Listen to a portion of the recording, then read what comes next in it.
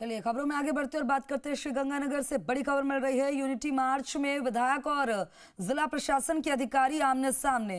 विधायक Jaideep बिहाड़ी, collector doctor Manju Chaudhary और ADM Subhash Chaudhary में हॉट टॉक। कलेक्टर से विधायक बोले डेकोरम समझो, बकवास करने की जरूरत नहीं। विधायक ने कलेक्टर को बोलने की तमीज रखने की दी नसीहत। गुस्से में विधायक बिहाड़ी ने कलेक्टर को लगाई फटकार, कहा एमएलए क्या होता है समझो, आपको सिखाना पड़ेगा क्या। यूनिटी मार्च में अधिकारियों के समय पर नहीं पहुंचने पर हॉट टॉक हुई।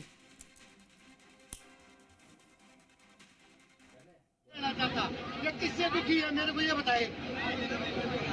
होने दो ना रिकॉर्डिंग, मेरे क्या फर्क पड़ता है इस बात से। मैडम मैं ये नहीं कह रहा हूँ, मैडम मैं ये नहीं कह रहा हूँ। अजी एडीएम ये कैसे कह रहा है, मैं यहाँ नहीं रहना चाहता।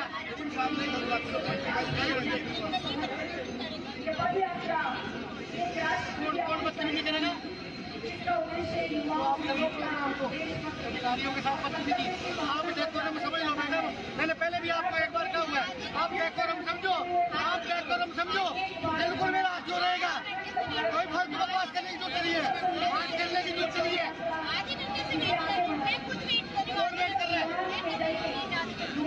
आप डेकोरम समझो, बोलने की तमीज सीखो। एमएलए क्या होता है ये समझ लेना। आपको डेकोरम सिखाना पड़ेगा क्या?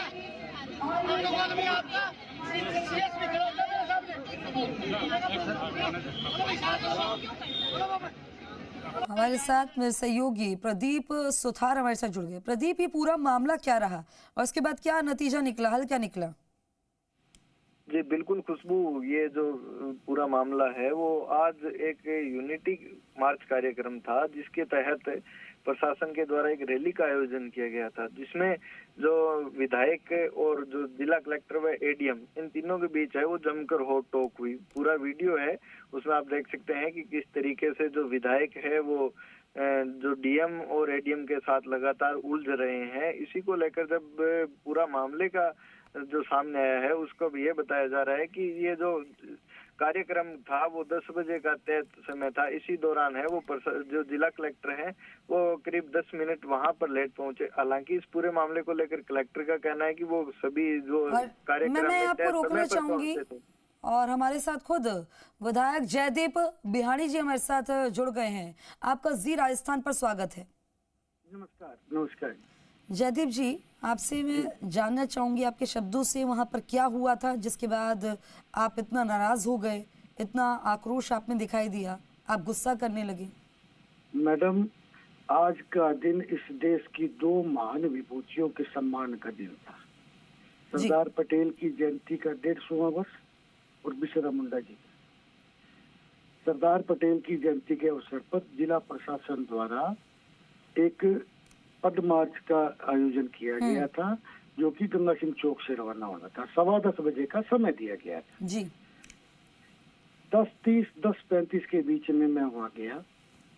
मैंने वहाँ जब मैं उतरा, मेरे को कोई रिसीव करने वाला नहीं था। मैं अपने आप उतर के मंच की तरफ गया। मंच पर कोई अधिकारी नहीं था जी। ना तो बिरसा मुंडा जी की फोटो पर माला थी, ना सरदार पटेल की फोटो पर माला थी। मैंने जाकर के वहाँ माला लगाई दोनों की फोटो पर और पुष्पांजलि अर्पित की। तब तक सरकारी अधिकारी वहाँ कोई भी नहीं थे जी। बच्चे धूप में बैठे थे। 10:35-40 का समय हो गया था, तो मैंने ये कहा भी ठीक है, अधिकारी नहीं है तो अपने झंडी दिखाओ, इन बच्चों को धूप में क्यों परेशान करें, इनको रवाना करते हैं जी। तभी एडीएम साहब वहाँ आए। एडीएम एडमिनिस्ट्रेशन, एडीएम साहब को मैंने कहा एडीएम साहब प्रोटोकॉल नाम की भी कोई चीज होती होगी जी। उन्होंने कहा मैं तो यहाँ से दुखी हूँ, मेरा ट्रांसफर करवा दो, मैं तो यहाँ नौकरी नहीं करना चाहता। मैंने कहा मैं कौन होता हूँ आपको नौकरी यहाँ नहीं करनी, जयपुर लिख के भेज दो। फिर मैं यहाँ गंगानगर नौकरी नहीं करना चाहता, फिर आप लिख के भेज दो, मैं क्यों लिख के भेज दूँ। ये बात हुई। उसके बाद मैं थोड़ा नाराज हो गया। मैंने कहा जी इस कार्यक्रम में अपने को तो पुष्पांजलि अर्पित करनी थी, मैंने कर दी। मैं जाने लगा तो प्रदेशाध्यक्ष जी ने मेरे को दी अपने झंडी दिखा करके जाएंगे। तभी वहाँ कलेक्टर आ गई। कलेक्टर वहाँ मौजूद नहीं थी, 10 मिनट लेट नहीं हुई है। 10:15 के बाद कलेक्टर 10:50-55 पे पहुंची है वहाँ। कलेक्टर को आते मैंने ये पूछा, मैडम इतना तो बताओ ये एडीएम साहब दुखी किससे है। कलेक्टर का व्यवहार अपने अधिकारियों से, पत्रकारों से, जी आम नागरिक से और तो और पार्टी के कार्यकर्ताओं से भी अभद्रता पूर्वक रहा है आज तक। आप अपने मीडिया के लोगों से भी पूछ सकते हैं। बात करते वक्त एक इंसान की आदत है, उसका हाथ तो आगे पीछे होता है ना, हम जब आपस में कोई बात कर रहे होते हैं। जी मैंने जब हाथ सामने किया तो मैडम ने मेरे को कहा हाथ नीचे करके बात करो। अब मेरे को भी आक्रोश आना जरूरी था। मैंने कहा मैडम आपको तमीज सिखानी पड़ेगी या प्रोटोकॉल बताना पड़ेगा, एमएलए का प्रोटोकॉल क्या होता है। एक बात और गुस्सा तो मेरे को इस बात का था कि भाई आज देश की दो महान विभूतियों का प्रशासन की तरफ से अपमान कर दिया गया। ना कोई उनकी मूर्ति के पास था, ना किसी ने माला लगाई और ना किसी ने स्टेज पर बैठने की कोशिश की। और ये कलेक्टर की रोज की परंपरा रही है, ये एमएलए के आने के 10 मिनट बाद आती है। एक कार्यक्रम नहीं, आप 50 कार्यक्रम पीछे के उठा लो। तो साहब ये पार्टी का हर कार्यकर्ता इनसे दुखी है, आम नागरिक दुखी है। 3-3 घंटा तो आपके मीडिया वाले इंतजार करके वापस गए हैं, लोगों से मिलते नहीं है, दफ्तर में बैठे पता नहीं क्या गॉसिप्स करते रहते हैं। तो इससे तो ये पार्टी की छवि को नुकसान पहुंचा रही है। कोई ये कांग्रेस के एजेंट बन के काम कर रही है क्या यहाँ? जिस पार्टी की सत्ता होगी उसके कार्यकर्ताओं का काम तो करना ही पड़ेगा ना। काम तो खैर सभी का करना पड़ेगा, सिर्फ ऐसा नहीं करते ना जी, नहीं करते। तो मैडम एक तो हमारे देश की महान विभूतियों का अपमान और दूसरा प्रोटोकॉल का उल्लंघन बिहेवियर रहा है जैसा कि आप बता रहे हैं, उनका भी पक्ष हम जानने की कोशिश करेंगे। आप अगर जान लो ऐसा है नहीं तो क्या इसके साथ आप गंगानगर के अन्य पत्रकारों का पक्ष भी जानो। गंगानगर के पत्रकारों का पक्ष भी जानो आप भी, आज तक क्या बिहेवियर रहा है कलेक्टर का। मेरे भी सहयोगी हैं वहाँ पर, उनसे भी हम जानेंगे, वो भी बताएंगे कि कैसा बिहेवियर रहता है। खैर मैं अभी आपसे समझना चाहती हूँ, कलेक्टर ये कह सकते हैं क्या हाथ नीचे करके बात करो?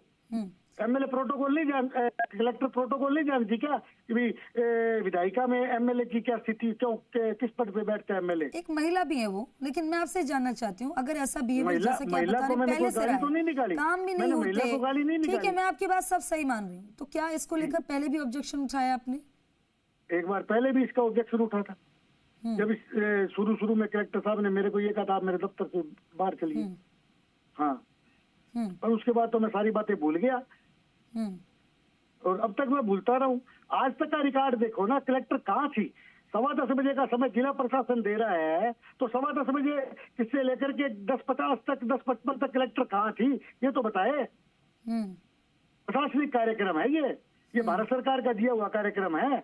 अधिकारियों की ऐसे अनदेखी तो कैसे बर्दाश्त करेंगे साहब? सरकारी कार्यक्रम में मैं भी सरकार का प्रतिनिधि हूँ, सरकार को रिप्रेजेंट करता हूँ गंगानगर में।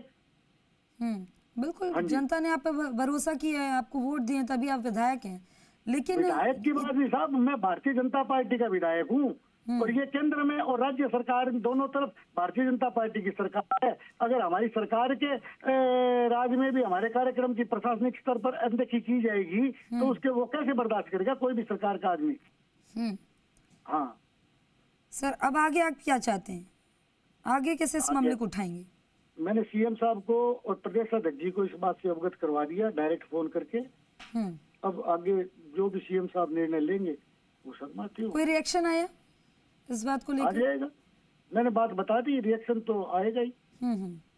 हाँ जी, रिएक्शन नहीं आएगा तो पार्टी के कार्यकर्ता अपना रिएक्शन दिखा देंगे। किस तरह का रिएक्शन दिखा देंगे? कार्यकर्ता खड़े थे हमारे, सारे कार्यकर्ता आ गए ना वहाँ से। नहीं आप कह रहे हैं कार्यकर्ता रिएक्शन दिखा देंगे, अगर वहाँ से रिएक्शन नहीं आया तो कैसा रिएक्शन दिखाने की बात कर रहे हैं आप? पता नहीं, क्लियर बताइए ना सर। नहीं इसको तो कार्यकर्ता दूसरे के मन की बात मैं कैसे बताऊंगा? हाँ जी, दूसरे अब लोगों के मन में क्या है, क्या आक्रोश है, ये मैं कैसे बताऊंगा? एक कलेक्टर के साथ महिला भी है वो साहब, अब क्या है, कुर्सी पर कौन बैठता है उसमें महिला पुरुष ये तो भेद नहीं देखा जाता ना। हाँ महिला का मतलब ये मैंने कोई गाड़ी तो नहीं निकाली उनको। चलिए आपने जब बात की आपने पूछा कि प्रोटोकॉल का भी पालन नहीं किया गया, लेकिन उन विभूतियों का महान विभूतियों का भी सम्मान क्यों नहीं किया गया आपने पूछा? ये क्या जवाब? मैडम कलेक्टर साहब से पूछो ना, उन्होंने आकर के वहाँ पुष्पांजलि अर्पित की है क्या? कौन से अधिकारी ने पुष्पांजलि अर्पित की है वहाँ? इस बात का जवाब आप प्रशासनिक अधिकारियों से भी तो मांगो। मैं आपसे पूछ रही हूँ क्योंकि हॉट टॉक वहाँ पर हुई है। हाँ, मैं आपसे जानना चाह रही हूँ। बता दिया ना मैंने आपको। हाँ आपने पूछा कि ये क्यों अपमान किया गया? आपने कलेक्टर से पूछा कि अधिकारियों ने मेरा भी किया, प्रोटोकॉल्स का फॉलो नहीं किया, महान विभूतियों के लिए जिनके लिए हम इकट्ठे हुए थे, जुड़े थे, उनका भी सम्मान क्यों नहीं किया गया? तो मैं आपको जवाब दे रहा हूँ ना कि भी जब मैंने प्रोटोकॉल के लिए एडीएम से पूछा तो उन्होंने तुरंत जवाब ये दे दिया मैं यहाँ नौकरी नहीं करना चाहता। वो किससे दुखी है? कलेक्टर से दुखी है, मेरे से दुखी है, राज्य सरकार से दुखी है, आम पब्लिक से दुखी है या अपने परिवार से दुखी है? कुछ तो बताए। और यही बात मैंने कलेक्टर साहब से पूछी। ये तो इसका तो वीडियो आउट हो गया। अब देखो मैं हाथ जोड़ के बात कर रहा हूँ कलेक्टर साहब से।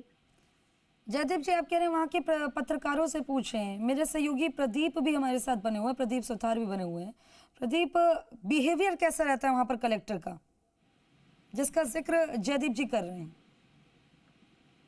जी बिल्कुल, जिस तरीके से जो प्रशासनिक अधिकारी है उनका भी एक अपना खुद का जो प्रोटोकॉल है उसी के तहत है जो उनका व्यवहार है वो रहता है। हालांकि कई बार है जो इस तरीके की बात है, क्योंकि जैसा कि अपने विधायक जी जयदीप जी ने पूर्व में भी बताया है कि कलेक्टर मैडम की उनके साथ भी एक बार पहले भी होट टोक हुई थी, जिसके बाद उन्होंने इनको कहा था कि आप है जो दफ्तर से बाहर चले जाइए। तो ऐसे में बार बार एक जनप्रतिनिधि के साथ इस तरीके का व्यवहार होना भी अपने आप में सवाल है। वो यहाँ पर खुशबू खड़े करता है, क्योंकि जिस तरीके से गंगानगर के विधायक हैं, स्थानीय विधायक है, वहीं जो वर्तमान में राजस्थान सरकार है उसके विधायक हैं और जो कि आरसीए के अध्यक्ष भी हैं। तो ऐसे में जब जिस तरीके से एक जनप्रतिनिधि के साथ, क्योंकि पीछे भी जैसा जयदीप जी ने खुद ने बताया कि उनके साथ ऐसा व्यवहार हुआ, उसके बाद आज फिर इस तरीके की बात है वो सामने आई है। तो कहीं न कहीं जो दोनों पक्ष है, दोनों पक्षों के अंदर आखिर ऐसी क्या बात है कि हर बार है जो है मतलब इनका जो आपसी खींचातान है वो होती रहती है। आम लोगों के साथ कैसा बिहेवियर होता है?